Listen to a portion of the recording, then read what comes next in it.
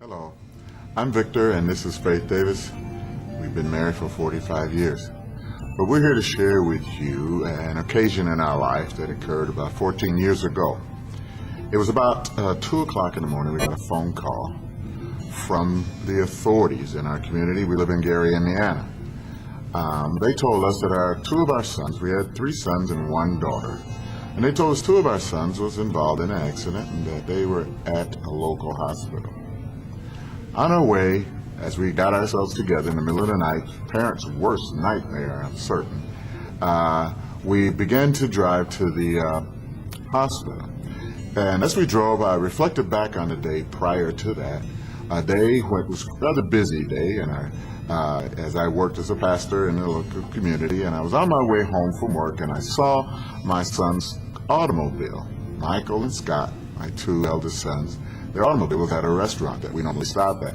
And so I took the opportunity and I just stopped in there at the restaurant, and they were sitting there, both of them were sitting there having lunch with their sons.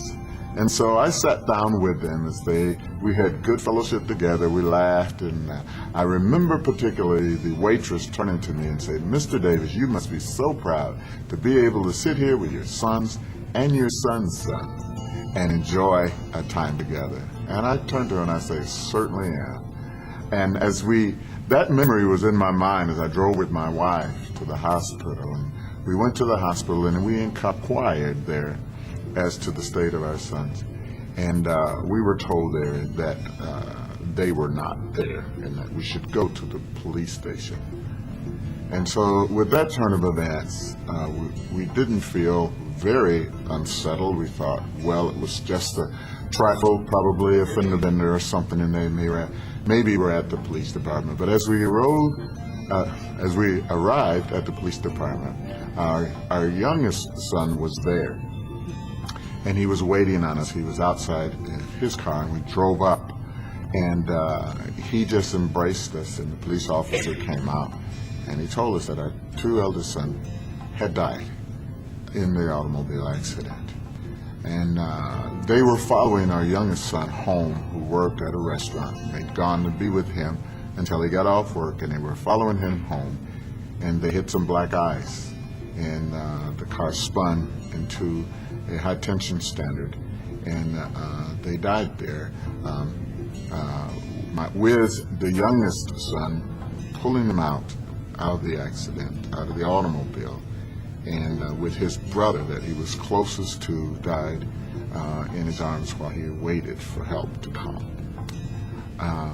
To say that we were devastated would probably be an understatement. It was as though there was a total eclipse of the sun that particular day as we heard that news.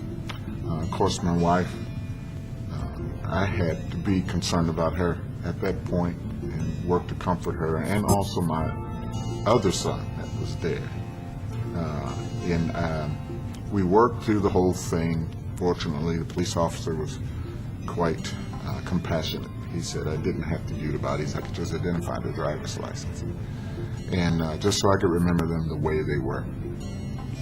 And so it was from that point that we went home, and we had the task of telling their wives and their sister that they were no longer with us.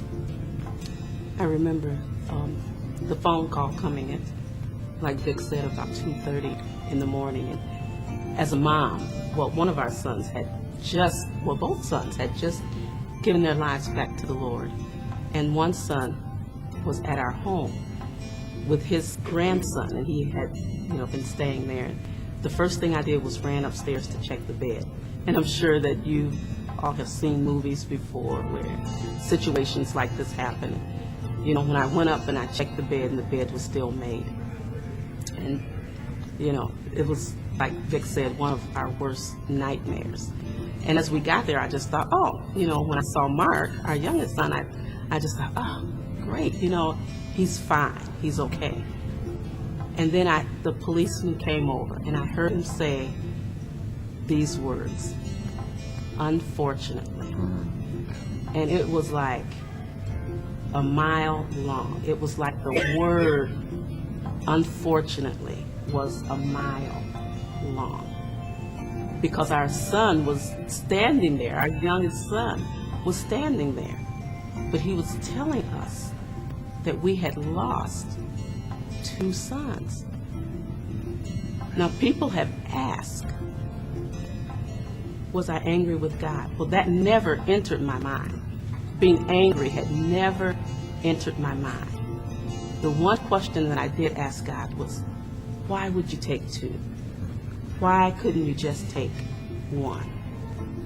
And the words that God spoke to me was, the hurt would have been just as deep. And I realized that whether it was 1, whether it was 2, whether it was 3, the pain would have been just as great. You know, so we went through this time of not knowing how we were going to handle the death of our sons. You don't bury your sons. You don't bury your children. Children bury their parents. And I can remember thinking, all I wanted to do was to melt in the skin of my husband. I needed to be so one with him during that time. And then I realized that God has numbered our days. He's numbered our sons' days. God is sovereign. People have asked, how did you do it? How did you get through it? Actually, the newspaper did an article trying to find out how, as a mom, I could bear losing, 2 sons. And I said, were it not for the church, were it not for our brothers and sisters in Christ, I could not have made it. They came and they rallied and they encouraged me. One thing, I think, if I would tell anybody anything, because when someone dies, people don't know what to say. So they would tend to, stay away or, just be real careful around people.